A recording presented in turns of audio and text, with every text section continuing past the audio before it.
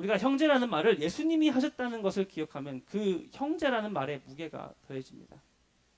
왜냐하면 예수님께서는 그 형제를 위해 모든 것을 하셨기 때문입니다.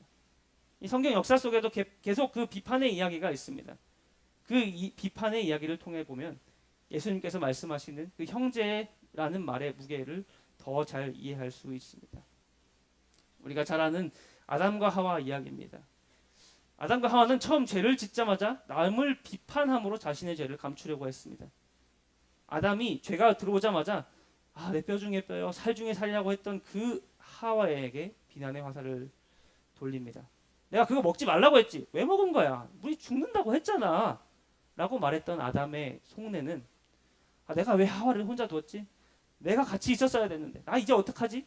이 사람 죽으면 나 어떡하지? 라는 마음이었습니다. 하와도 마찬가지였을 거예요.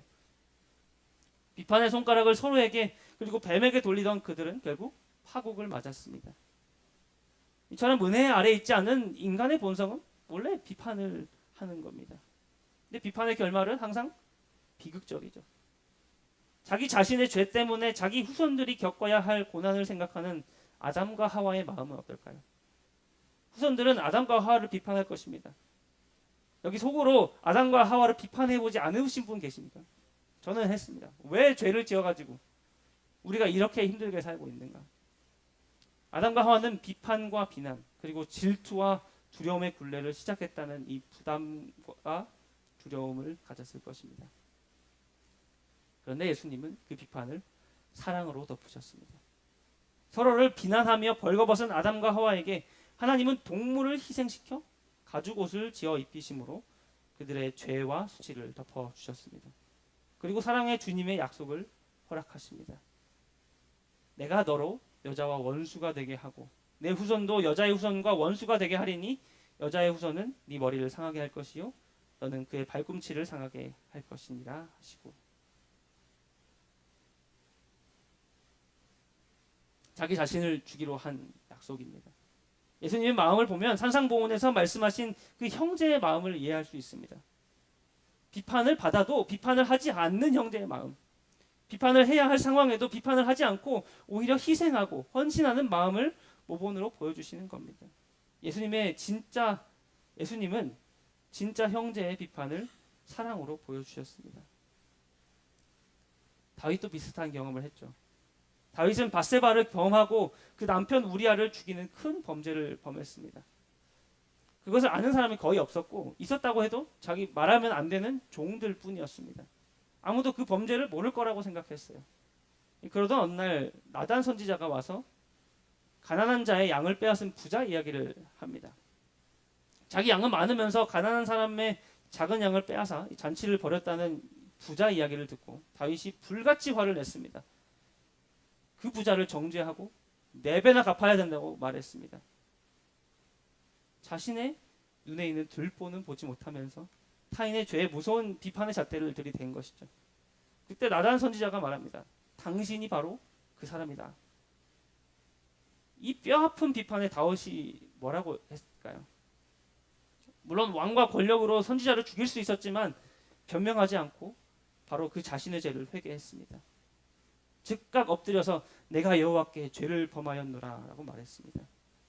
자신의 죄가 하나님께 지은 죄, 형제들에게 지은 죄라는 것을 깨닫게 된 것입니다. 형제의 비판을 통해 자신의 눈에 들보를 깨닫고 빼낸 겁니다. 나단 선지자를 통해 말씀하신 하나님의 마음을 이해한 다윗은 그 비판을 수용하고 회개하게 된 겁니다. 우리는 비판을 받을 때 이렇게 다윗처럼 그런 태도를 취해야 할 것 같습니다. 회개를 했다고 해서 죄의 결과가 없어진 건 아니죠. 다윗이 지은 죄의 결과로 밧세바와의 사이에서 얻은 첫 아이가 죽었습니다. 아이가 죽었을 때 다윗의 고통은 어땠을까요? 그런데 비판을 수용하고 회개한 다윗을 하나님께서 끝내버리진 않으셨습니다. 사무엘하 7장 12절 13절입니다. 내 수완이 차서 내 조상들과 함께 누울 때 내가 네 몸에서 날 내 씨를 내 뒤에 세워 그의 나라를 견고하게 하리라. 그는 이름을 위하여 집을 건축할 것이요 나는 그의 나라 왕위를 영원히 견고하게 하리라. 여기서 내 몸에서 날 씨는 1차적으로 성전을 건축할 솔로몬을 가리키지만 왕위를 영원히 견고하게 서리라는 약속은 인간 왕인 솔로몬을 넘어서 영원한 왕이신 예수님을 이야기하고 있는 예언입니다. 하나님은 그 다음 아이로 밧세바와 사이에서 솔로몬을 주시고 다른 부인들이 아닌 밧세바를 통해 밧세바를 통해 낳은 솔로몬이 그리스도의 조상이 되게 하셨습니다. 은혜로 그 비판과 죄책을 덮으셨습니다.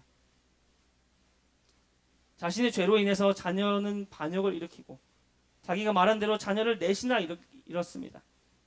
이런 상황에서 이 예언은 다윗에게 어떤 힘이 되었을까요? 나는 죄를 지었지만 하나님께 그 비판을 회개로 돌려드렸을 때 하나님은 나를 이렇게 사랑으로 덮어주시고 갚아주시는구나 깨달았을 것입니다. 하나님께서는 비판을 받아 마땅한 사람의 죄를 통해서도 역사를 이루심으로 우리에게 은혜를 베푸십니다. 예수님께서는 우리를 비판의 굴레에서 벗어나게 해주십니다. 그리고 예수님은 우리를 죄책과 부담에서 벗어나게 해주시는 분입니다. 나단 선지자처럼 진리로 우리를 일깨우시고 솔로몬의 후손으로 오셔서 친히 가죽 옷 그 자체가 되셔서 우리를 덮어주십니다. 이 모습이 바로 예수님께서 보여주시는 진정한 형제라는 것입니다. 예수님은 이 십자가 사랑으로 우리를 찾아오셨습니다. 남의 허물을 찾아내어 정죄하는 재판관이 아니라 친히 자신의 목숨을 내어주신 그리고 우리의 죄를 덮으신 우리의 맏형이 되셨습니다. 예수님께서는 죄를 지은 우리에게 하실 비판이 없으신 게 아닙니다.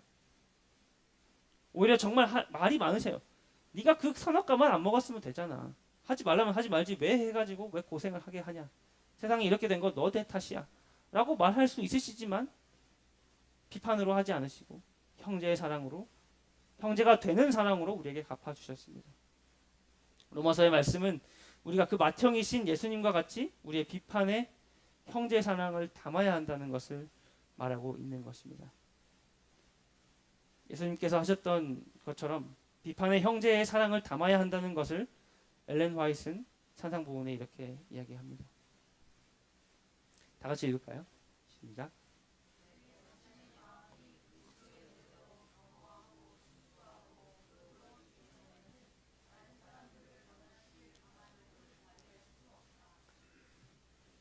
진정으로 우리가 형제를 비판하는 방법은 예수님께서 보여주신 형제의 사랑으로 보여주는 겁니다. 비판의 말보다 사랑이 그 사람을 변화되게 한다는 겁니다. 그 사랑만이 예수님께서 주신 은혜만이 마음을 겸허하고 순수하고 부끄럽게 만들 것입니다. 비판하는 사람의 마음속에 예수님의 사랑이 없으면 그 비판은 울리는 꽹과리가 되고 의미 없는 일이 될 겁니다.